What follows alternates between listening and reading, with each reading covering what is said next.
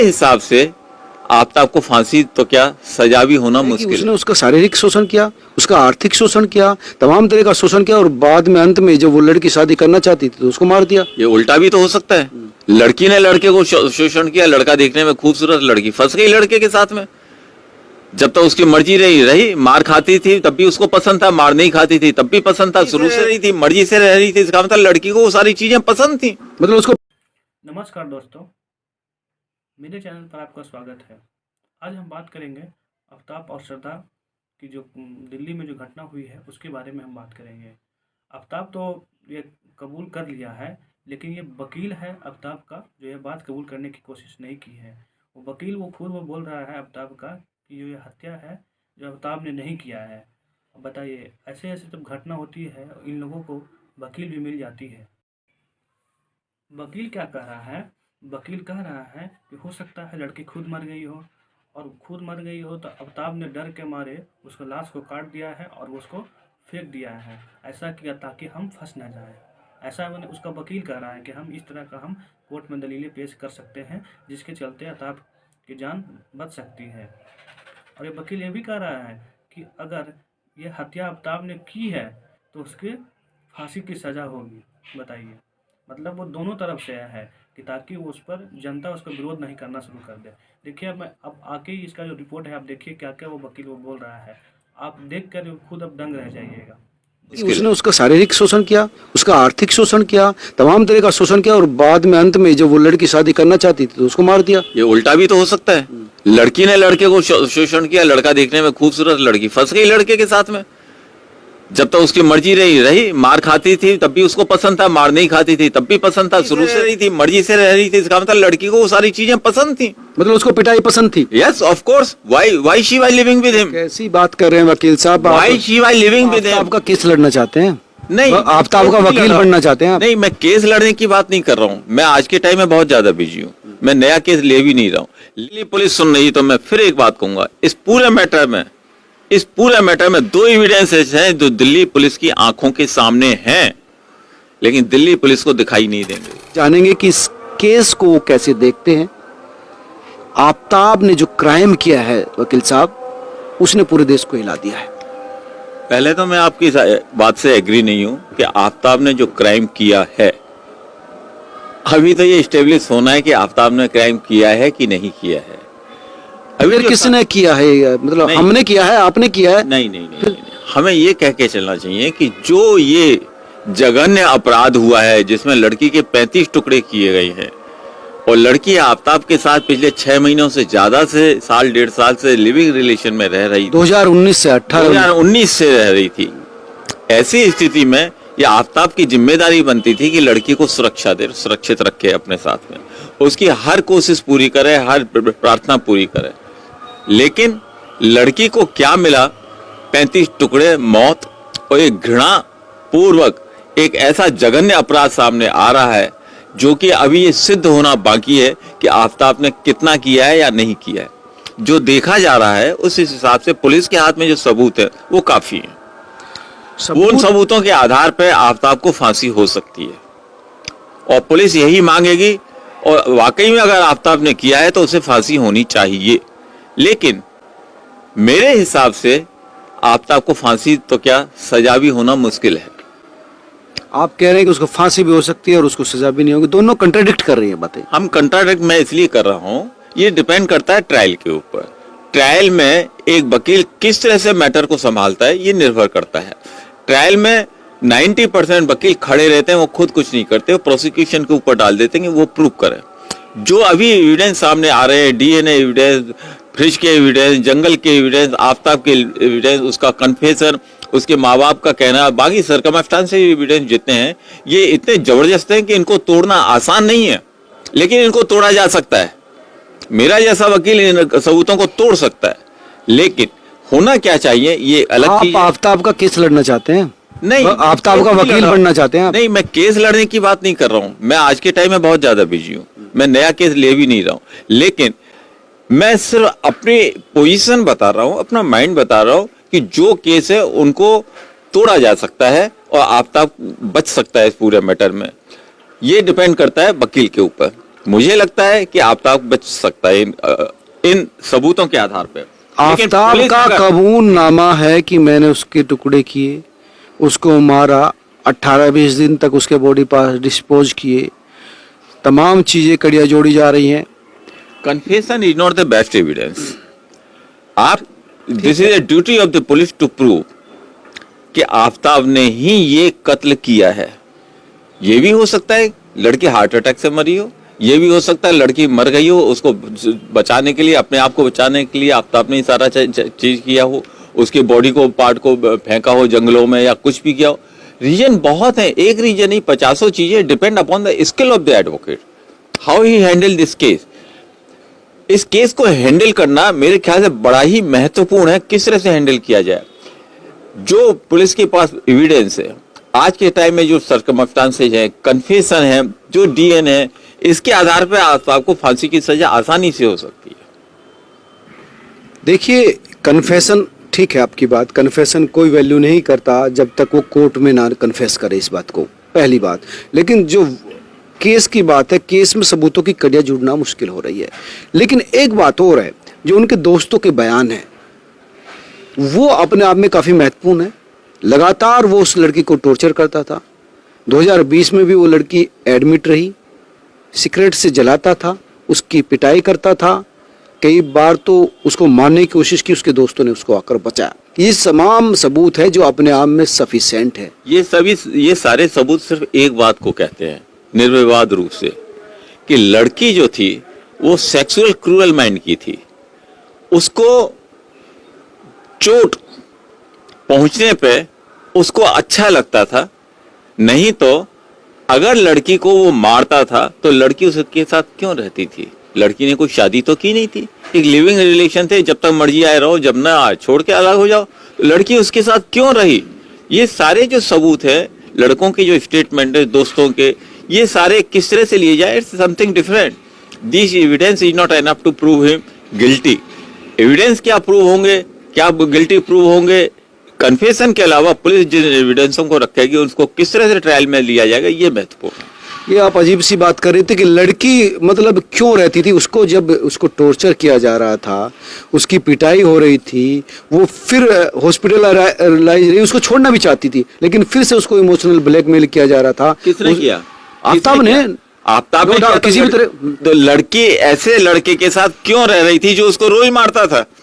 एक शादीशुदा परिवार, लड़का लड़की के साथ भी अगर ये घटना होती तो लड़की कोर्ट पहुंच जाती डाइवोर्स के लिए, शादी तोड़ने के लिए।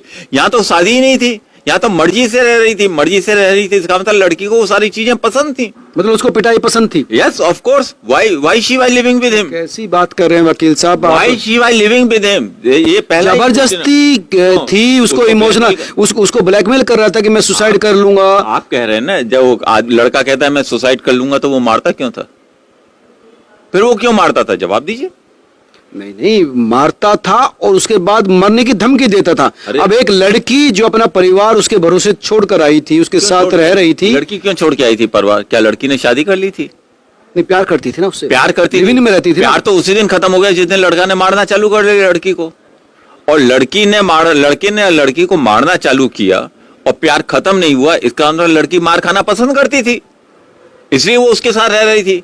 लड़की की ऐसी क्या मजबूरी अभी तक सामने आई है? जो मजबूरी तो ढूंढनी है, तो ऐसा कौन आदमी होगा जो मार खाना पसंद करेगा? वकील साहब आप समझिए बात को। ऐसा कौन आदमी होगा जो मार खाने के बावजूद भी उस लड़के के साथ रहेगा?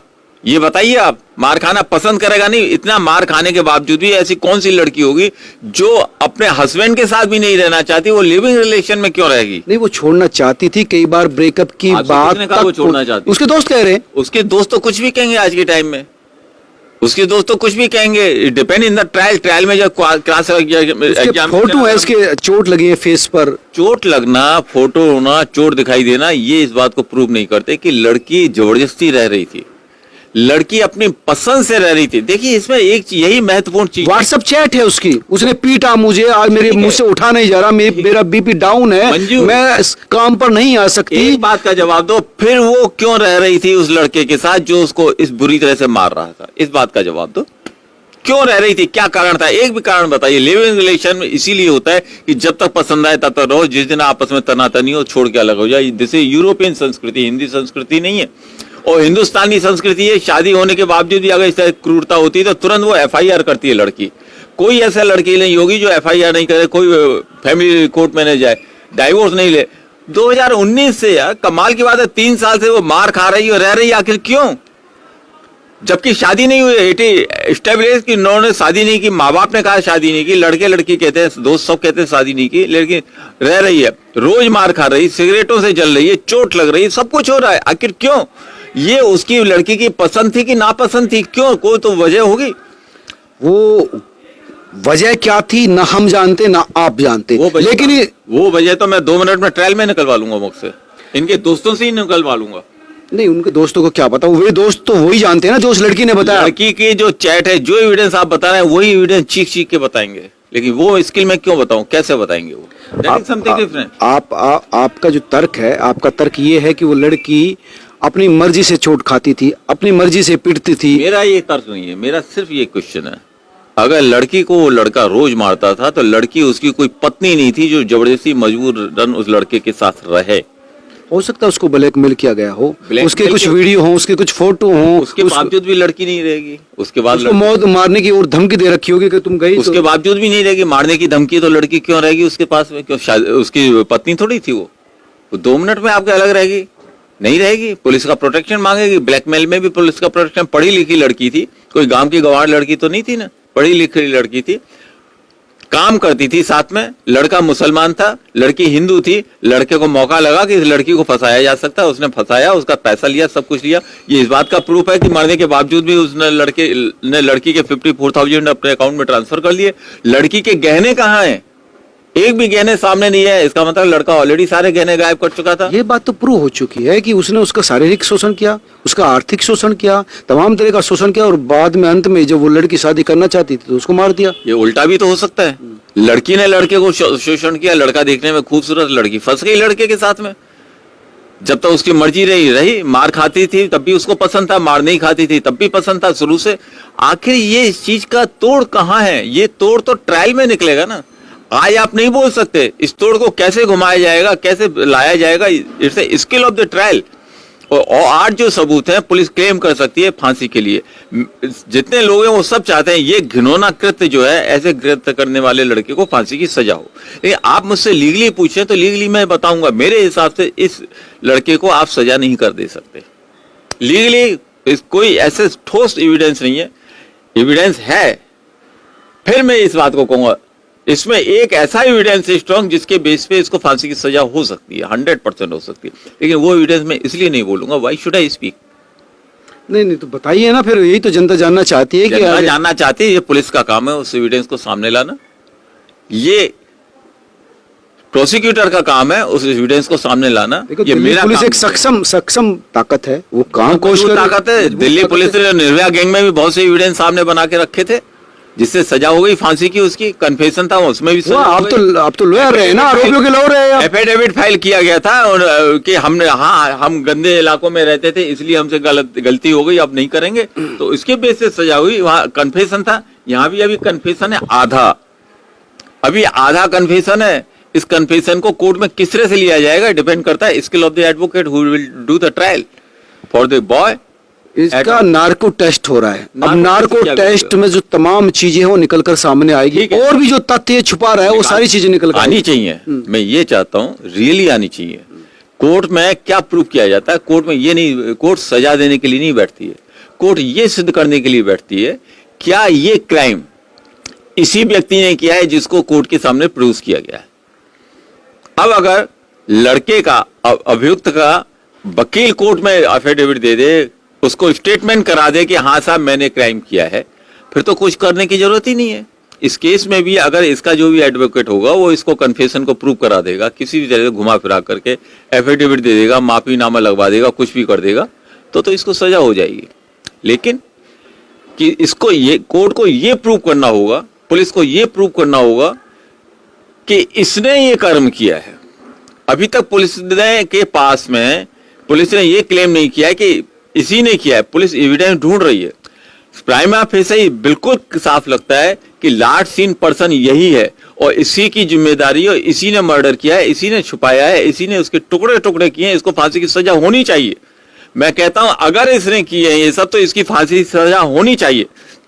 लेकिन प्रश्न ये, अगर किसी भी क्रिमिनल केस में अगर ये दो शब्द एक ऐसे हैं, ये शब्द ऐसे हैं जो कि पूरे ट्रायल को या तो पलट देते हैं या पूरे ट्रायल को सजा दिला देते हैं। तो अब इस लड़के के ऊपर है और इसके वकील के ऊपर है कि किस तरह से अपने ट्रायल में इसको अपराधी सिद्ध होने दे या न होने दे। ये पुलिस के ऊपर है जो ये सिद्ध करे कि यही व्यक्ति अपराधी है। सजा जो हो वो अलग की चीज है, लेकिन ये सिद्ध होना कि यही अपराधी है, पुलिस के ऊपर है। तो दिल्ली पुलिस अगर सुन रही है तो ये बहुत ही महत्वपूर्ण चुनौती उसके सामने है कि उसको ये सिद्ध करना, उन कड़ियों को जोड़ना जिसको लेकर आफताब को उसके कर्मों की सजा दिलाई जाए, वरना ये केस घूम सकता है। दिल्ली पुलिस की जिम्मेदारी आप बहुत महत्वपूर्ण। हाँ, अगर बताइए। दिल्ली पुलिस सुन रही तो मैं फिर एक बात कहूंगा, इस पूरे मैटर में दो एविडेंसेस हैं जो दिल्ली पुलिस की आंखों के सामने हैं, लेकिन दिल्ली पुलिस को दिखाई नहीं देंगे वो। और उन्हीं दो एविडेंस के बेस पे इसको फांसी की सजा हो सकती है। मुझे पता है, मैं जानता हूं, देख रहा हूं, महसूस कर रहा हूं। लेकिन मैं उसको इसलिए नहीं बोलूंगा कि I am a neutral person. मैं कोई समाज सेवक नहीं हूं जो इस लड़के के अगेंस्ट खड़ा हो जाऊं, और ना मैं कोई आपका इसका क्लाइंट हूं जो इसके फेवर में खड़ा हो। मैंने एक क्रिमिनल थ्योरी आपको बताई है, क्रिमिनल पोजीशन बताई है कि इस लड़के को कोर्ट में पुलिस को प्रूव करना होगा कि ये हत्या इसने की है। पुलिस को ये प्रूव नहीं करना होगा कि इसने टुकड़े टुकड़े करके फेंके। ना ना ना ना ना ना, पुलिस को ये प्रूव करना होगा कि इसी ने इस लड़की की हत्या की है। जब तक पुलिस ये प्रूव नहीं करेगी इसको कोई सजा नहीं हो सकती। अगर आपको यह वीडियो अच्छी लगी होगी तो प्लीज़ लाइक कीजिए, सब्सक्राइब कीजिए और कमेंट कीजिए, ताकि मैं ऐसा वीडियो और के लिए मैं बनाता रहूं।